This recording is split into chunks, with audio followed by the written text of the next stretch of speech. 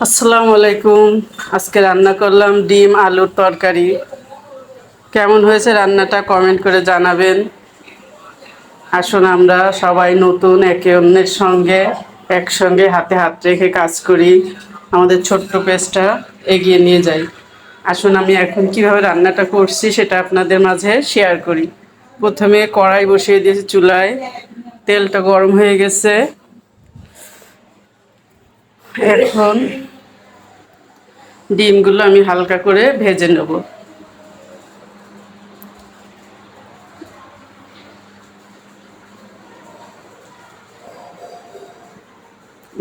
একটু লবণ দিয়ে দিলাম, তারপরে ডিমগুলো দিয়ে দিলাম। লবণ দেওয়ার কারণ হচ্ছে আমার ডিমগুলো নিচে লেগে যাবে না। এই যে ডিমগুলো একটু ভেজে নেব। ডিম ভাজা শেষ।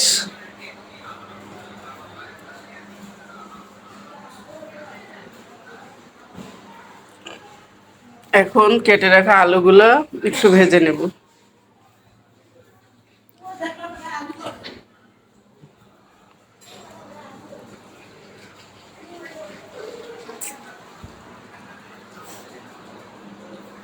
আলু ভাজা শেষ, আলুগুলো উঠিয়ে নিলাম।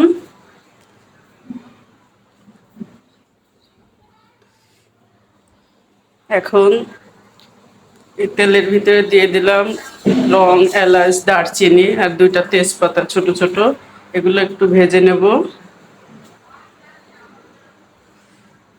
আর একটু তেল দিয়ে দিলাম, তেলটার পরিমাণ কম ছিল।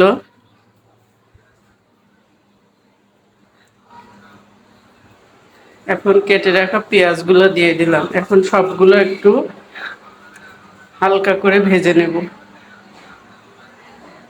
ভাজা শেষ।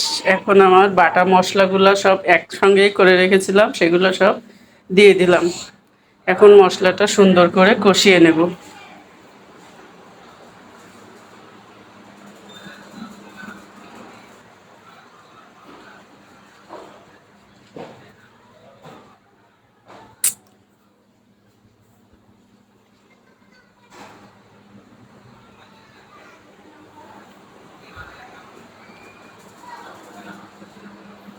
মশলা কষাচ্ছে, একটু পানি দিয়ে দিলাম যেন নিচে পুড়ে না যায়। এখন ভেজে রাখা আলুগুলো দিয়ে দিলাম, দিয়ে এখন সুন্দর করে কষিয়ে নেব।